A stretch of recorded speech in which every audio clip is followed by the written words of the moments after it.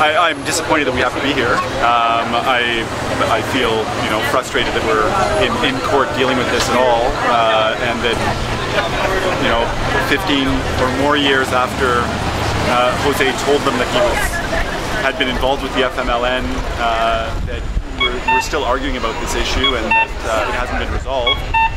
But I feel that the hearing went well. I think that it's in the hands of the court at this point. The Section 34 is an extremely broad provision. It encompasses people like, a common example is Nelson Mandela would be found inadmissible under Section 30. Would have been found inadmissible under Section 34. There are 80 to 100,000 Salvadorians who were involved with the FMLN at the same level that Jose was. All of them and their families would be inadmissible to Canada. There needs to be some reason and some compassion and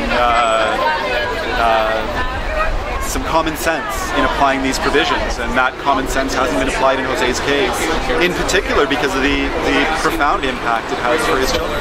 Since this decision, they've changed the law so that if Jose was found inadmissible today, there would be no mechanism to consider the impact on Jose Ivan, on his son, or on his children. That's simply not a factor that is allowed to be considered, and so now the discretion that's being exercised by officers at the front end has become much more important. The context within which Jose was involved in the FMLN, and the idea that the FMLN is a terrorist organization, is simply absurd.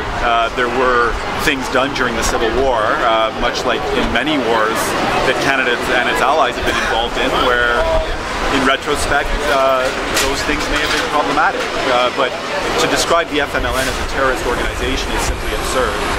The second is the impact on Jose's family and his children.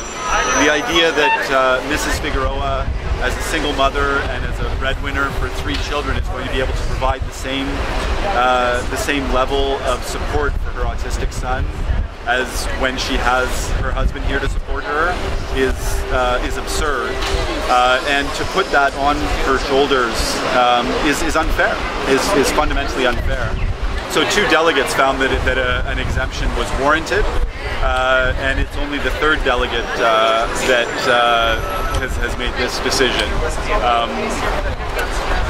So obviously disagrees with the views of the other 2 immigration officers, and a large portion of the community as well.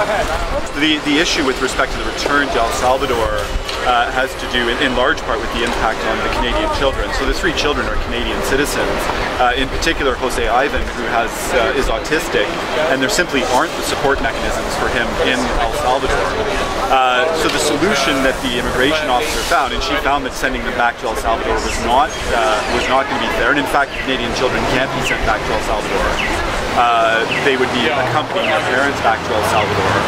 But what the delegate found was that that deporting the father allows Mrs. Figueroa to stay and care for the children, because it's simply not realistic for, in particular, Jose Ivan to go back to El Salvador. And even the Minister of Delegate recognized that. The best outcome would be for either the Minister of Public Safety or the Minister of Citizenship and Immigration to step up to the plate and make the decision that should have been made years ago.